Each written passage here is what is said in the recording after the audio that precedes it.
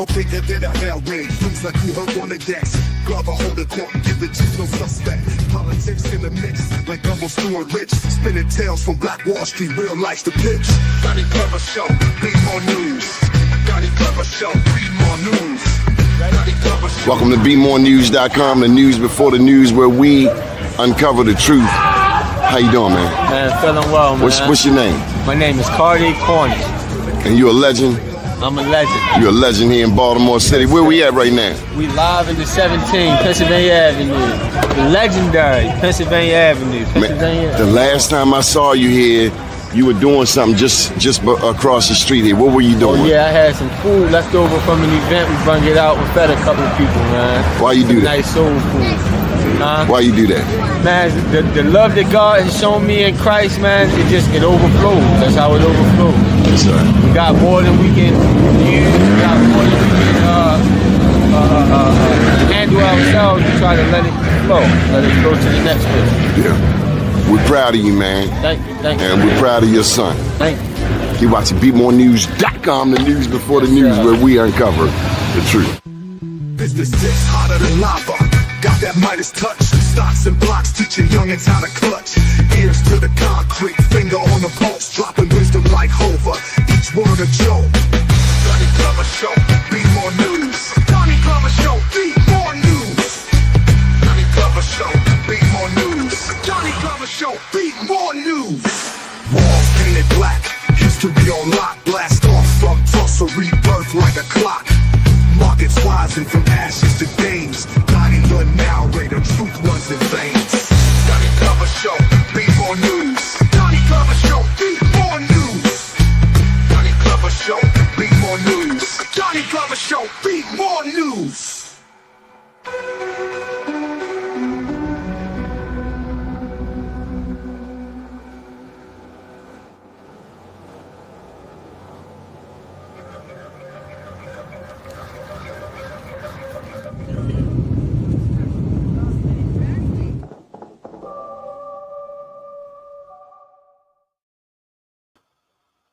First name's Donnie, last name's Glover, in it to win it for the long haul, baby. Andy Pierre. How we doing? How's everybody doing this Monday morning? All is well, sir. How are you? I'm all right. How was your weekend? Well, it came on. It's coming along. I've been ripping and running and working, trying to keep up with the flow of things. Small elections. Yeah, we got an election coming up next year. This time next year. Yep. Well, we also have an election coming up by the end of the week. It's not a big election, but it's the Young Democrats of Maryland. What are they trying to elect? They're trying to get their board together. You've got Ruben Amaya running for president. You got Ufoma Agarin running for president. Her from the Black Caucus. You got Calandra Young. She's president of PG Young Dems. Delhi Okafor. So it's just a lot of the young upstarts that we know and love from down in Annapolis out here trying to make some waves and bring new members in. So that's helping out. Who do we need to keep an eye on? I would say Ufoma. Definitely keep an eye on Ufoma. She's the current executive director of the Legislative Black Caucus of Maryland, and she's running for president. There's never been a Black woman president of the Young Democrats of Maryland. And let's say Ufoma, Calandra, and Delhi win, that'd be the blackest board. Do they support Black media? That YDM has ever had, huh? Do they support Black media? Yeah, they'll support Black media. No, not will they, do they? I mean, Ufoma, yes. Freaking Calandra, I know she does, but it's like she's down in Prince George's though, so I don't know. But what do you mean? Prince George's is a majority Black jurisdiction. You say it as if they don't have Black media there. They got the Washington Informer. So Washington Informer is a Black-owned media outlet? Well, absolutely. Denise Rolock Barnes. Learning something new today. I'm making a note of it. I'm Said Denise. writing my fourth book, huh? I'm writing my Denise fourth Rolock book. Barnes. One of the things I just touched on was how in running Be More News, we've dealt with a litany of black elected officials. The Republicans will beat their way to my door. White Democrats will beat their way to my door. But sometimes the biggest challenge is with our own politicians. Now, they run to us when they get in trouble, when the mainstream media is beating them up. But it's like nobody shares with our young black elected officials the need to have a relationship with the black media. Who's schooling them? It's a lot of them schooling themselves. A lot of watching the white media and going off of what is being accepted as a general Nothing consensus. ticks me off more as a black media owner is when somebody shows me about an article in the Baltimore Sun.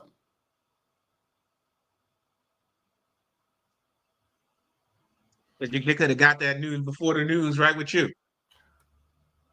Do we understand the Sun has never been our friend? When the Baltimore Banner came online, the Baltimore Sun put out an apology to the black community. Why? Because of their disrespectful treatment of the black community for decades. That's why I was really glad when both the Afro and the Baltimore Times had their two big events. The Baltimore Times down at Harbor Place, and then the Afro down at the Marriott Waterfront. But these outlets were, in their prime. They were on Front Street, on for the world to see the black media. Michael Haynie, welcome to the show. Good morning. Hey, good morning, Donnie. Good morning, Andy. Good to see you. Your volume is down, Mike. Danny Blount, good morning. Good morning to you all. How you doing? All right. Somebody's got a humming sound. Who's got the humming sound?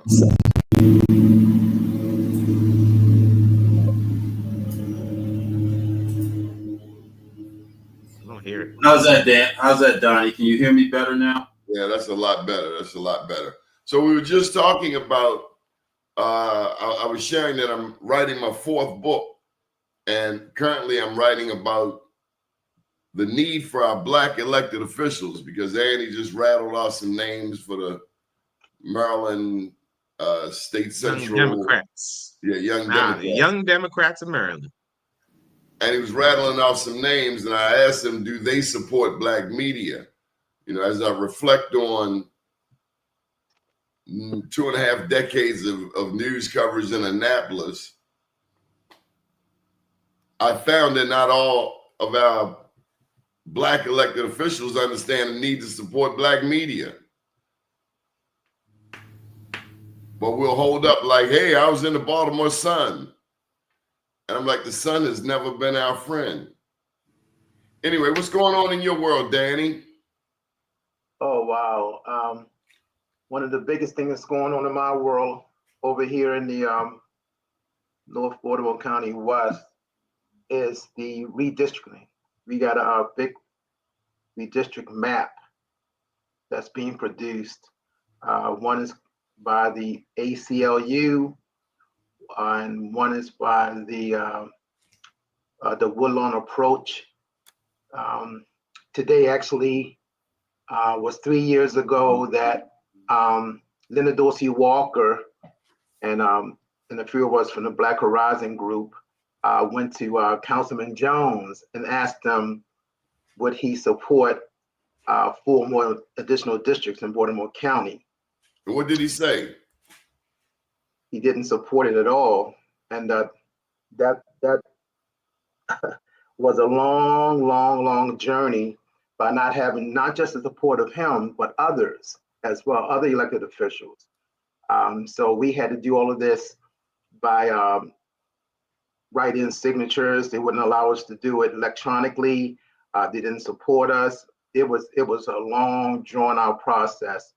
If any of you guys know about it. Oh yeah, we do. And I just want to cut it short. How many years have you been waiting on this?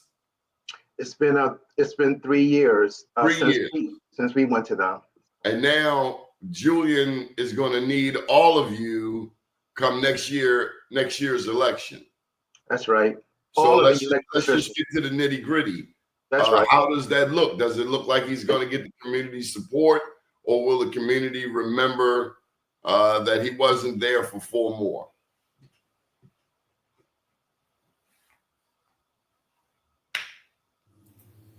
Has he frozen up? What do you think, Mike? So I like your question about why Black politicians don't support Black media. That is complex, compelling, and profound. I mean, through you, I have had an opportunity to see that lack of support for, from their perspective, credible reasons. Does it give them the traction? Does it give them higher and best use of their funding versus going into traditional media outlets? Because that's the comfort level with them. They don't believe that, and I'm not making assumptions. I'm saying what it is. They don't believe that Black media is the best and highest use of their funding, particularly when much of their funding does not come from Black people. It comes from special interests.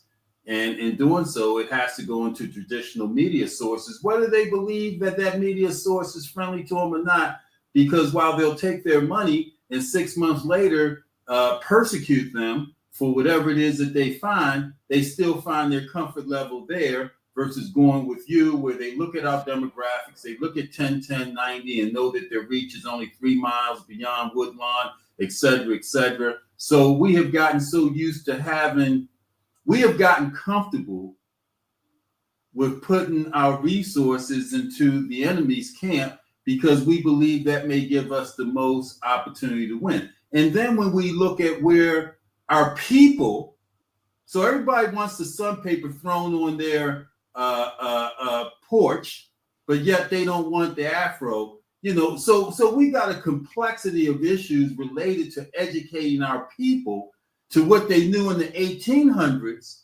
when they were passing communications, and we know more than what we understand. How about that? Andy, I blame you. You blame me? I do too. I blame you because you are all his damn fault. Yeah, Andy, you are the premier campaign advisor to these candidates, and yes, you help some of them see the need for Black media, but they listen to you, Andy. The thing is, they don't always listen to me. Before he even answers, Donnie, and I'm his senior, so I'm going to interrupt, Donnie, before he even answers to what you said to him, right? Because he needs a paycheck too. And so he's not going to push them going to you by saying, for instance, hey, unless you use Black media, don't call me. Not saying we can't use traditional, because that's what we begin to leverage when Andy says to them, hey, you got to use Black media. Hold up, Andy, do I hire you? I'm not talking about you. I'm talking about the candidates. Well, Andy maybe I've got to give Andy more of an incentive. Yeah. Tell Andy to tell the candidates, hey, I'll work with you. I'll be your consultant, but you've got to use Black media too. Okay. You've got to have 20, 30% of your media money towards Black, or else don't call me. But Andy can Andy do that and eat? We covered the 41st district. Be More News covered the 41st district. Lakeisha Brown Wright Eel, Angela Gibson, Dahlia Tarr, Malcolm Ruff, Sean Stinnett. All 5 of those names were just floating in those 2 state central committee votes. No news outlet covered it like Be More News. Nobody uncovered what we did. What you give you? How much they give you? Oh, it wasn't for advertising. That's what we're putting the bid in for now. We're watering the ground, wetting the ground, softening the ground now, because next year, yeah, we hope to be a go-to. But to my question, Donnie, how much did they give you? I've never asked them to give me anything. But that's not the point. None of those kind of people. You shouldn't have to ask. I agree. You covered it, right? You said you covered it like nobody else. Yes. Did they appreciate it by saying, hey, let's make sure we take care of Donnie? I don't know if they appreciated it, but I think the community did. And I'll start with Monique Anderson, with David Smallwood. Those are leaders in the Edmondson Village area, the neighborhood you grew up in. And it wasn't for money. It was because it needed to be done. And to me, that's what grown people do. You see what needs to be done and you do it. So you took a vow of poverty. You took a vow of poverty. I didn't take a vow of poverty. I did my job. Danny, welcome back. How you doing? I'm doing good, guys. I'm doing good. Matter of fact, we covered that 10th district 4 more like no other black news outlet. Matter of fact, we got the 2 meetings. One is tonight. Where's that meeting tonight? In Dundalk? It's in Dundalk, and the next one is going to be in the Randallstown Community Center on the, I believe it's going to be the 19th. Yeah, next Monday. The 19th. Yeah, the 12th and the 19th. Linda Walker, Dorsey's. Linda Dorsey Walker. What is it? Dorsey Walker? I always mess it up. Yeah, Linda Dorsey Walker. Yes. Dorsey Walker, a wildcat, a Northwestern wildcat. She is a wild cat. She's her piece is on Be More News right now, and she's imploring the community. You can almost hear the stress in her writing. You can hear her voice saying, please, black people, come out, be a part. Andy, black people make up what percentage of Baltimore County? I want to say 30%. Is that right, Danny? Higher than that. That's yeah, about 30%. And let me tell you, actually, in Woodlawn District 2 is 74% black, and Randallstown is 60.2% black. But the broader county is like the state of Maryland, 30% black. Right. And if you take the homes that black people have bought in Owens Mills, aren't they some of the highest prices for homes in Baltimore County? Absolutely. Like Mitchellville in Prince George's County. And even Woodstock. So just the tax base of black people in Baltimore County is significant. And if you don't think it's valuable, remember that blacks are 30% of the state of Maryland. And when Baltimore and Prince George's County are on the same page, whoever they vote for wins. No question. You have to go through, Randallstown, Baltimore County in particular, Randallstown in particular, we are very high voting block. And that's what they're trying to do. They've always been trying to take the power away from our area because they know that we do have that power. But a lot of times people with power without the man, it's a problem there. I mean, the power is there. What? Without the man, it's a lot of times we're not using that power. We're not demanding things, even though we have that credibility. We have those facts and those numbers to be able to do that, but it's not being done. And I don't understand why. But factually, any other place. I mean, I understand why to a degree, but it's called political apathy. It's called, I've moved beyond the Beltway. I'm comfortable, and I don't care nothing about not only an election. I don't even care about the PTA meeting. Tell the truth. Oh my goodness! There you go. Mm-hmm. Any meetings? I mean, we have meetings, and we look around, and we don't see any of these cats. And see, me myself, as being a Central Committee member, I'm an elected official, but they don't look at Central Committee folks in that capacity. Only when they need us to go out there and to help, get votes for them or to rally and to sign wave and all these kind of things. but they don't understand the Central Committee is the most connected group of folks to the community, because most of all of us have been like community activists. We've gone. So who do you define as they? You've mentioned they in the two different contexts to me as I listen to you. So for the edification of our viewers, who is they?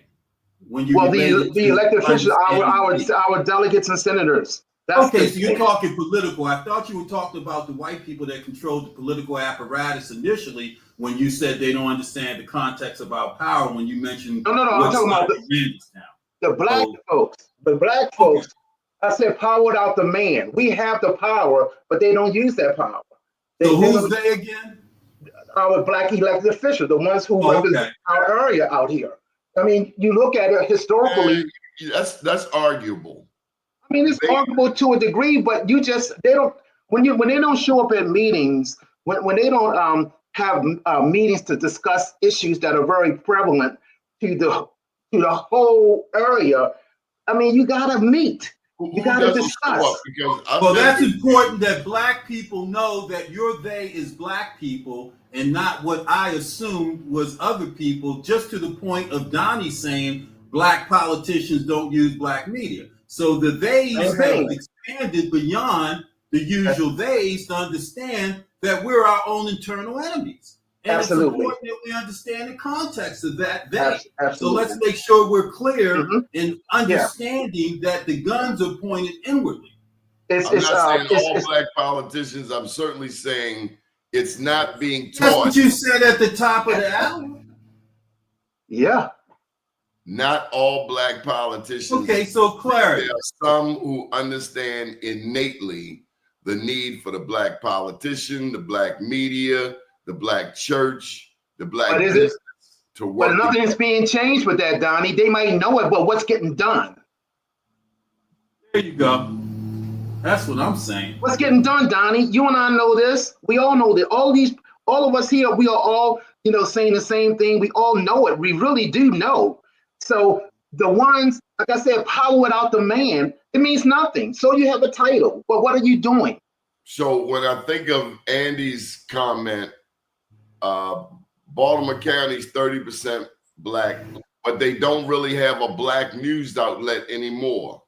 Prince George's County doesn't really have, and no slight, maybe there's something. I know they have a PG Sweet magazine, but I don't know that there's a Be More News in Prince George's County. What about Northwest Voice? Well, Kenny Brown, he used to do it, but it's been like 2 or 3 years since he's really done a publication, and I don't know why. I mean, that's it's hard work. Yeah, it's a lot of hard work. It's hard work, but you got to mentor people. You got to mentor people, though, Doni. You got to get people ready for the next phase. That's what I'm getting to. So when you look out Liberty Road, before you tuned in, Andy had mentioned Ruben Amaya. And I know he was a hair in you guys. He was a thorn in you guys' side, because at the end of the last election, I got the impression that the black community had not embraced Ruben. No. Ruben did what he did was, we brought him on the Central Committee back in 2020,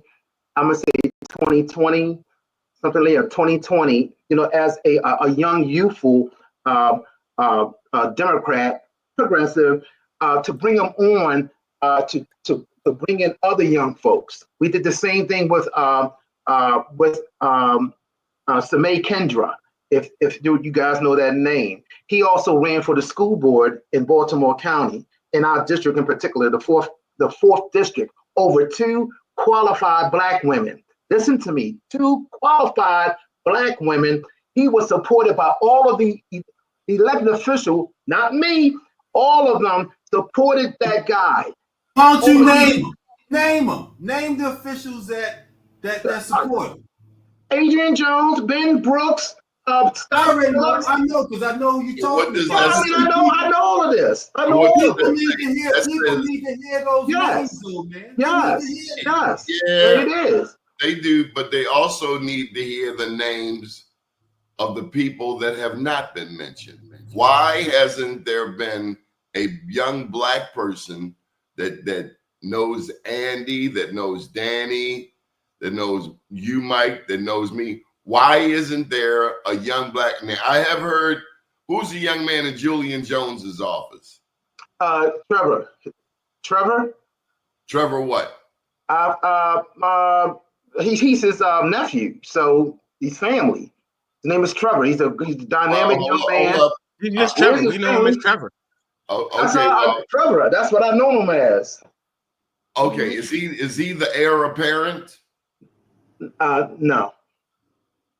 Trevor Jones is his name. He's the chief of staff. Oh yeah. He's a family. That's his daughter's son. But okay, you keep throwing it out there like family, like that's foreign or that's tainted water.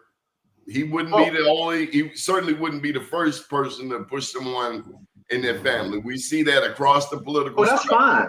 That's fine. Yeah, that's fine. He's doing the job, and if he's not the one, then who else's name is being put out there? Because you know what? For us to be out Liberty Road, Randallstown, Bunny Rabbits, Deer, Foxes, suburban, we've gotten comfortable. I've never been comfortable. Never. We're comfortable. If we I've never been comfortable, then we would have more political activity out Liberty Road. Let me tell you, when I came from Baltimore City, I was the president of Parkside Improvement Association. When I was there and I moved out here, I was trying to find out what was the political landscape. Who was the person? Who was this? Who was that? It was Dr. Ella White Campbell. She mentored me. It was Dolores Kelly. It was, Emmett Burns. Ella White Campbell. She was my mentor. When I got out here, she grabbed me and said, "Danny, this is what's going on." Mike, she literally would grab you. I mean, maybe not put her hand around your neck, but she was a boss. She was it, and she told me who was what and what was what. And Dr. Kevin Cabin. Oh yeah, eating crab cakes and everything. Absolutely, we were tight. Table. That's Ella White Campbell. That's Ella White. And so when Andy is advising these new candidates, Andy, you need to know Ella White Campbell. She was the lead, brother. That's right. Let me tell you something. When you talk about passing knowledge on, that's what Dr. Campbell did, and that's what we all supposed to do. Why have a position with knowledge and understanding and not passing on? That is our problem in our community. Cheryl Pastor is of that same ilk. Would you agree?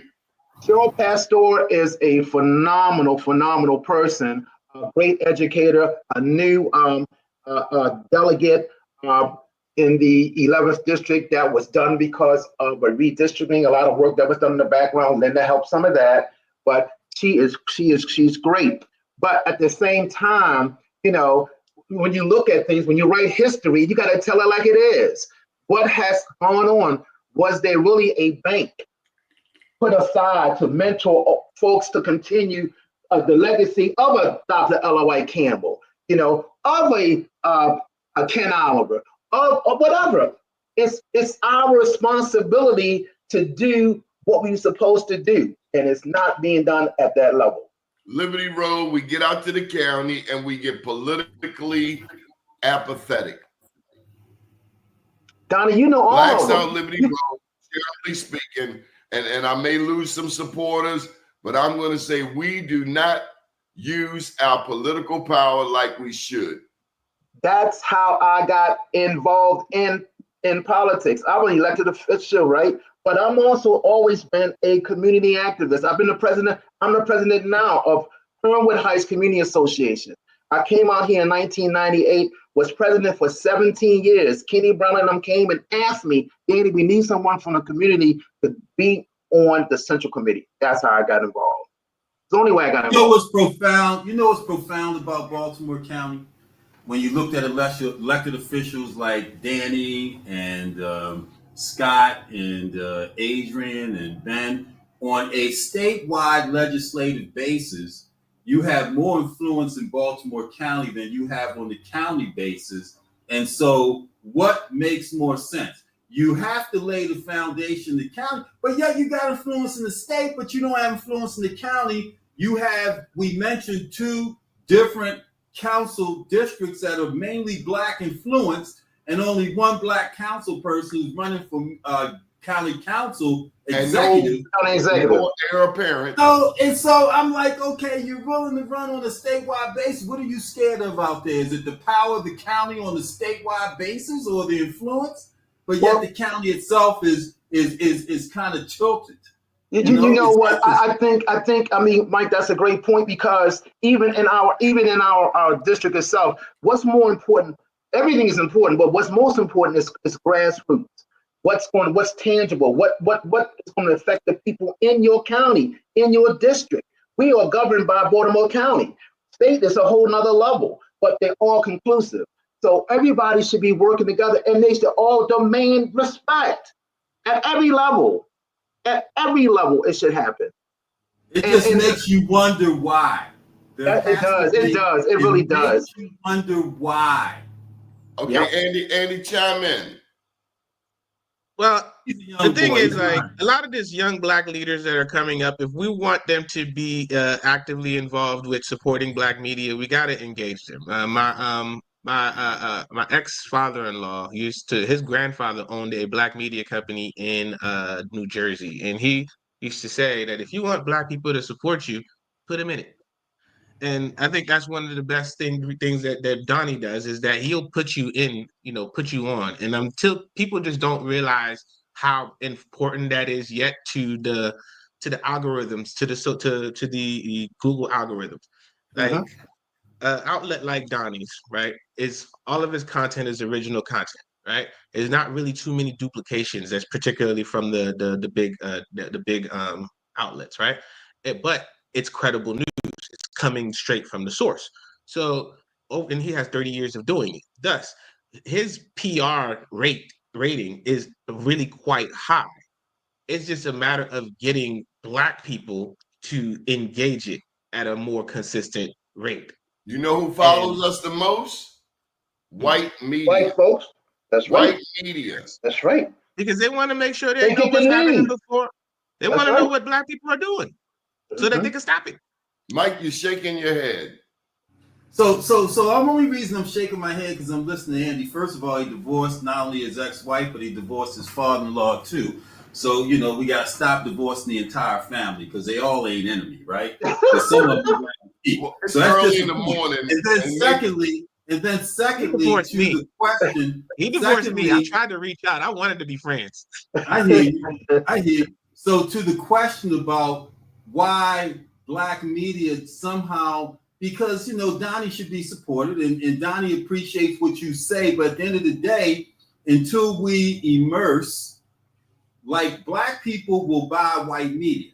So therefore, when black politicians look at media, they'll go to white media that's dominant of white, but with blacks that will purchase it. Now we need whites to purchase black media to make it credible. White Democrats.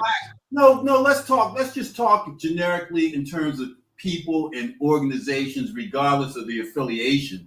So white people will find black media credible when they see that white media is purchasing it too, right? Now it's credible. So in order to trick our people into buying black media, they got to see white people. Man, we are just all screwed up. No, we are disaffected by American racism. It's racism. You said disaffected.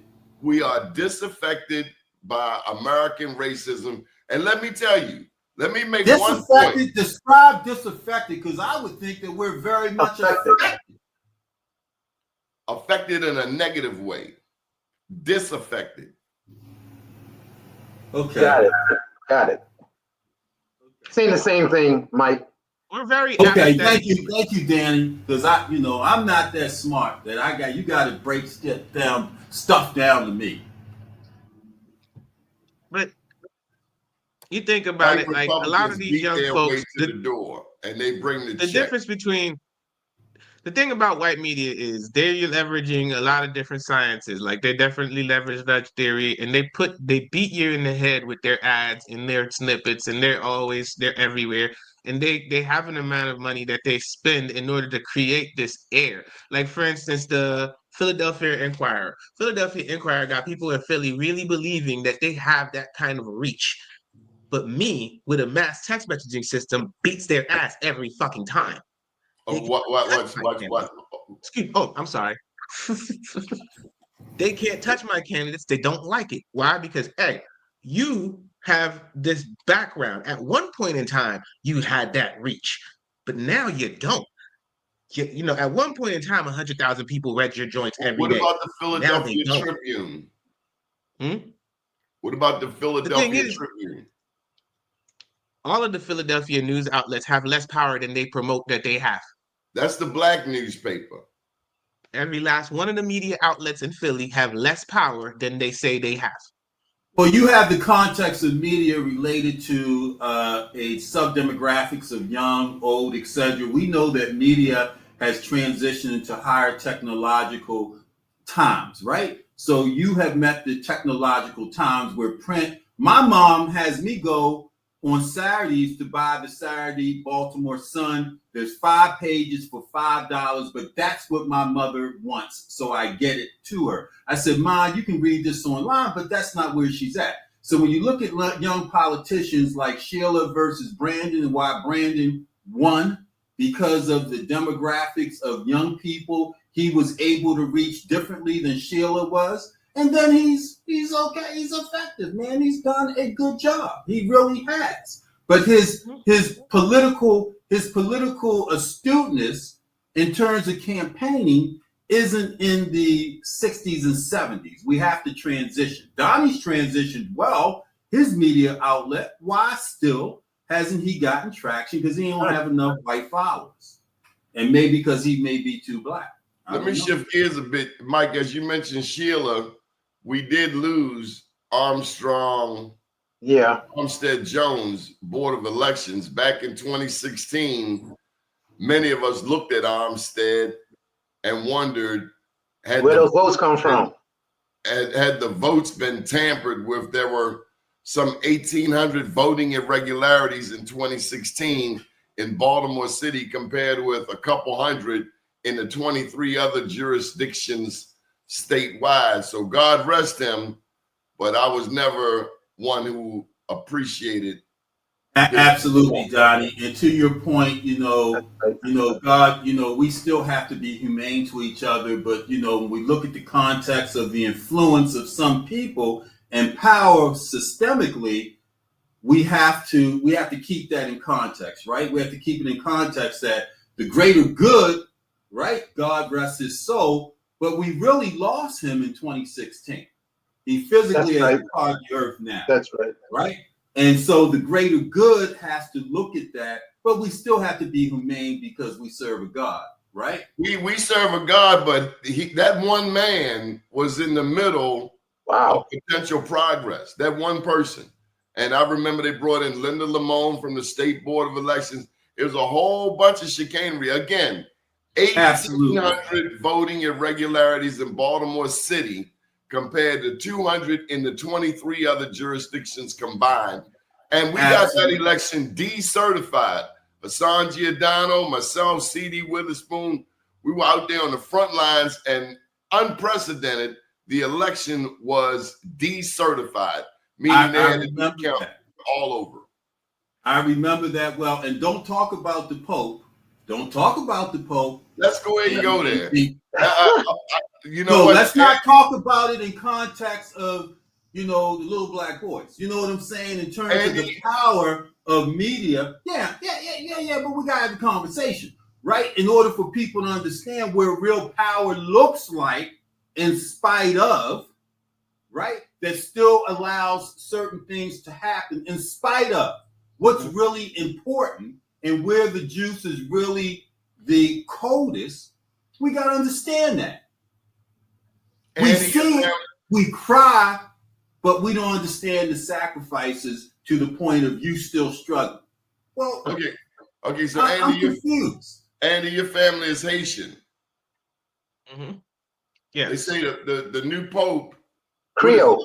Leo got Haitian roots, and the term I heard, I have never heard it. Passe Blanc. What does that mean?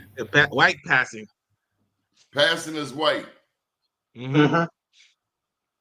But I mean, at the end of the day, white people have decided that if you have one drop of blood in you, you black. So he's one of us. He's got one drop somewhere in his lineage. No question.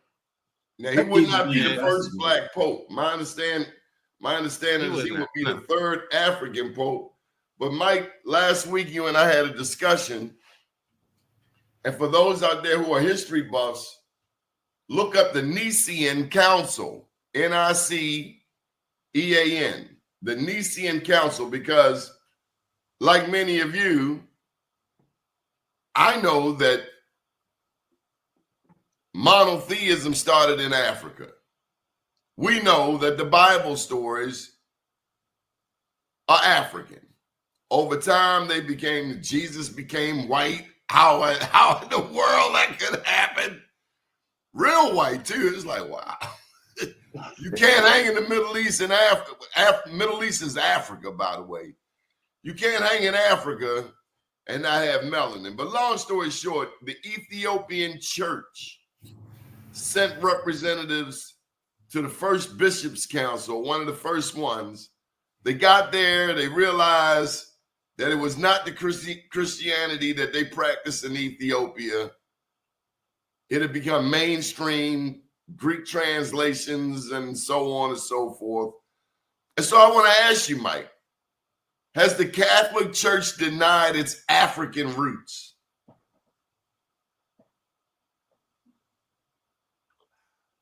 I know that I'm gonna preface it by saying I know the Jewish community has not, because they recognize Ethiopian Jews. I remember when they had the issues over there, they went to rescue them.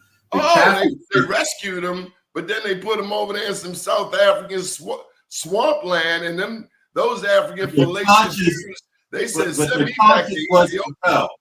Their conscience was compelled. When you look at the Catholic Church, Donnie, I don't know. I can't answer that question. You know, all my kids were raised Catholic, and there's certain signs and symbols relevant to the African American community.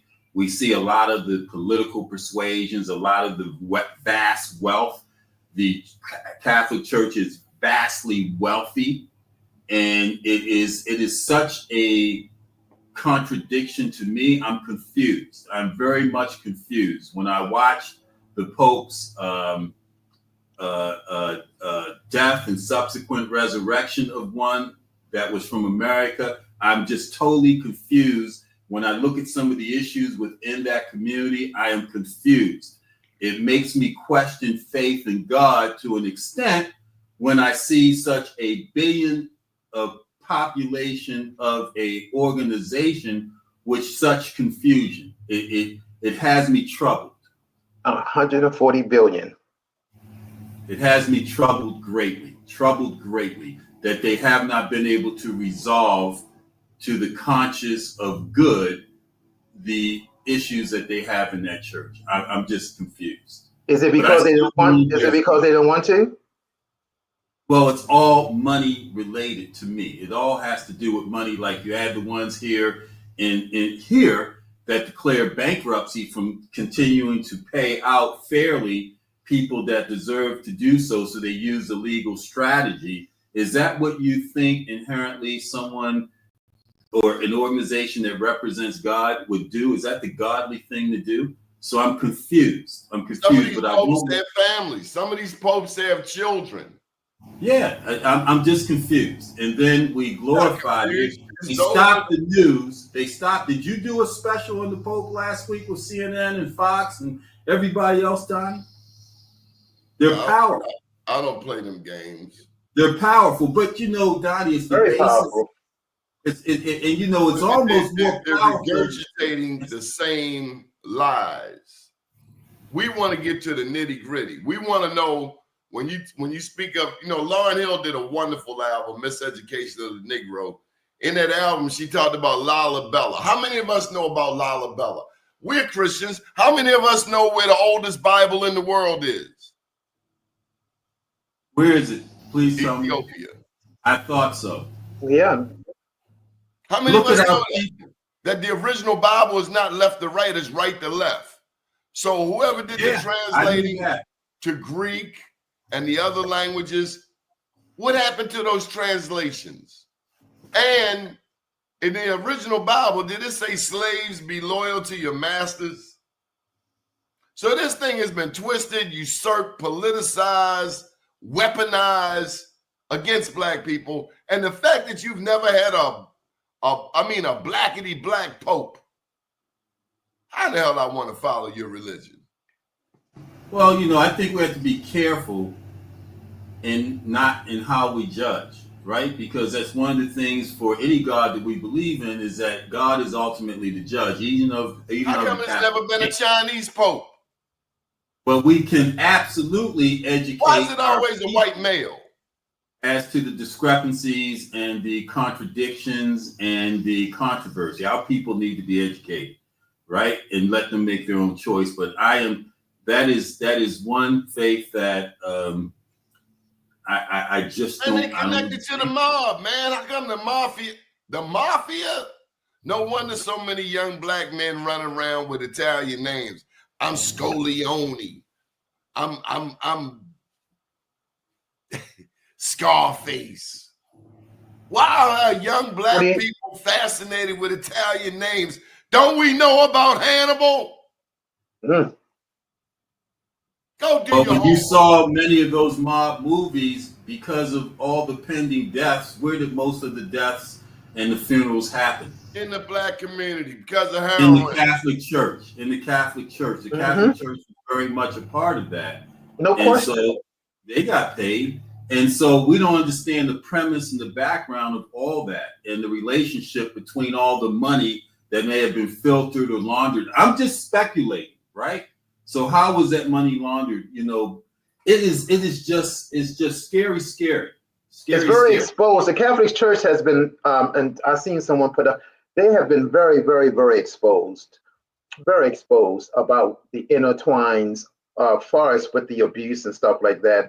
That's been so amplified. It's just unbelievable. Even the General Assembly just recently passed bills to where you only can file lawsuits to a certain amount of money. If it's a private, it's this, it's that. So that's the power of the church. Just that's like what I'm saying. The power of it to get a voucher to pay your education portion with that voucher to a parochial or a private school. All that's part of that power base that is more scary than even our presidency, because they ground it in the Bible, which is misconstrued to manage and control the people based on how it's written. It's just, I don't even want to talk about it anymore. I'm just now, one part of a lot of Catholicism is hidden. How many of us know about the Shrine of the Black Madonna? How many of us know the significance of the Shrine of the Black Madonna to the Catholic Church? All across Europe, they revere the Black Mother. They know that Mary was a black woman, jet black, blackety black. Not even light skin. She's black. She's under the bed black. And the Pope reveres her. But in this country, those things are hidden. Right. But that's part of the selling of religion, unfortunately. We may all be in religion for the right reason, as a basis to worship a God of our understanding and believe that there's a higher power and someone outside of man or woman that gives us reason for hope. But, it's still something that's sold. It's a product. And when you look at the vast wealth, it's a product, right? And it's unfortunate. And this is part of the education that our people can come here, Doni, and get truths that are hidden. And then go weigh it and examine it and do the research themselves. But if they never know, what's that called? It's called ignorance. Even the smartest of us are ignorant. Shout out to Murray Lang. I think his name is Father Charles Hughes. Is that his name? Yeah. And Mother Mary Lang, which St. Francis Church in Baltimore was initially named after, who started that church a century ago, right? St. Francis Catholic Church in Baltimore. And so there's a vast, rich history of blacks serving the church for the right purposes, but you don't see They them. came from Haiti. Wow, now that I didn't know. But the upper demographics of that, or upper echelons of that church, we did not benefit from the. It's a rich, vastly rich organization. It is. And you got St. Bernardine's Church on Evanston Avenue, the Gold Dome, Father Miller, Edward Miller. And you had several people that was at his church that went on to St. Edward's and things of that nature. It's a lot of history, a lot of dark history as well. So, but Mother Mary Lang was born in San Domingue. Where's that, Andy? Santo Domingo. It says That's in Costa Rica, Dominican Republic, right? That's Dominican, that's Dominican Republic. That's the country right next to it. It's not very far from the Haitian border, right? No, not very far. They keep trying to steal more land. Yeah, but this is the point, Donnie, that last week the news was dominated by the Pope conversation. The Catholic Church made people revisit their own religion, their own faith, regardless of what religion you were from. You followed the Pope news. Many people followed that, whether you were Baptist, whatever. Even the president recognized the devil that he is, right? And so, and he's going to go kiss the ring. His lips will burn, but it's just unbelievable, man. He doesn't have lips. And we don't get the story that you're giving us education to now, as people or Catholics that are black, and we need to hear that. And Maryland has some significance in the American Catholic movement, correct? Is Maryland the first Catholic state? Look at our counties. St. Mary's County, wasn't St. Mary's County the first county developed in Maryland?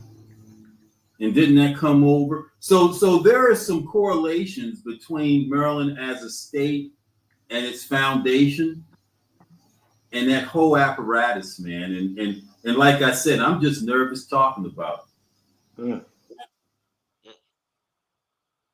Maryland is considered the first English-speaking colony where Catholics were granted religious freedom and established a significant Catholic population. Yes. Yep. Because the Basilica of the Assumption, to my understanding, is the first Catholic church in certainly in Baltimore, but is it the first in America? Not that it's my show, Donnie, but I think we've given them enough. Can we transition off of this very scary topic? Okay, so what's up with your boy No Lips, President No Lips? What's he up to today? What's he getting rid of in terms of? He's getting rid of the Black history. He got rid of Carla Hayden. He got rid of the Black displays, the Black books. Harvard is punching him in his mouth. I mean, what are we going to do with this?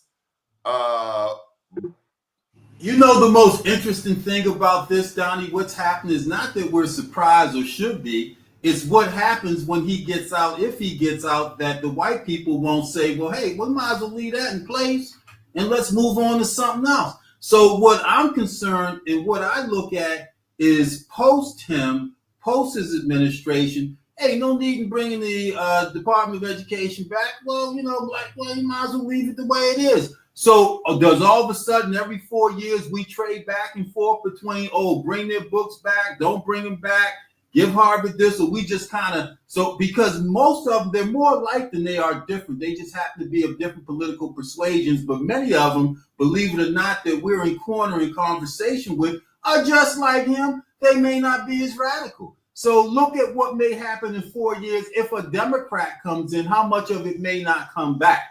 That's okay, let me ask this. How does the rest of the world view America right now?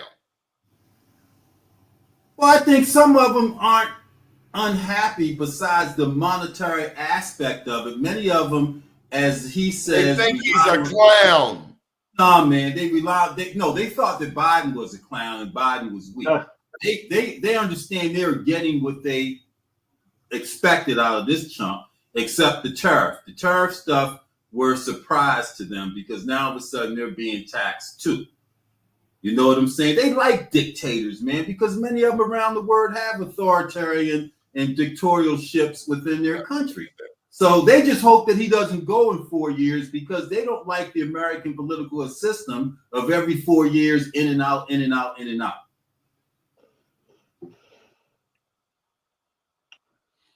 What about the statewide election next year? So you got the guy, with the soccer team. What's his name that declared bankruptcy with First Maryland Bank? Ed Hale. He's decided to run. Now it's a matter of whether Hogan comes in. Does Hogan jump in? Not yet. The Republicans I don't know if he does because it's weird because they're like, oh, he could jump in because the law says consecutive. You're doubling down on this whole consecutive thing. Like, yeah, go do something else, Hogan. You should have been running for president, but no, you got scared of Trump. I like seeing a good Republican race in Maryland because it makes the Democrats step up. Right now, Baltimore City and Prince George's County schools, while there may be efforts, these two school jurisdictions are at the bottom, at a race for the bottom. Always have been. And it should be a I expected it to be a 9-1-1. Absolutely. Dorchester County, this whole thing doesn't get locked up in court. Baltimore City, Baltimore County, Dorchester County, Prince George's County, the four highest jurisdiction of blacks in this state are at the very bottom educationally, regardless of the leadership. And look at the curriculum. Why aren't we teaching about Willie Adams, Harriet Tubman, Frederick Douglass, Reginald Lewis? That should be mandated in the state curriculum. And I'm tired of these white people leaving out black history. We might as well be in Florida. To my point, it doesn't make a difference. They the same. So we're not in Florida. We could do what we want, but we don't. Just like you said. Why not? That's it. Now look at that. Why is it happening? Still teaching that Columbus discovered America. Oh, he didn't? He didn't? But why is it happening? Why? That's what they taught me. Why is it continuing to happen? 40, 50 years later, we're still talking about this kind of thing. Why? Because the budget is used as leverage to pay off political party. You've got $1.4 billion in Baltimore, similar in Prince George's County, and they use the contracts and the leverages. I mean, what happened to the two superintendents up in Prince George's County, Baltimore County, using monies for educational private organizations? So they don't care about education. It's all about the money and paying off political.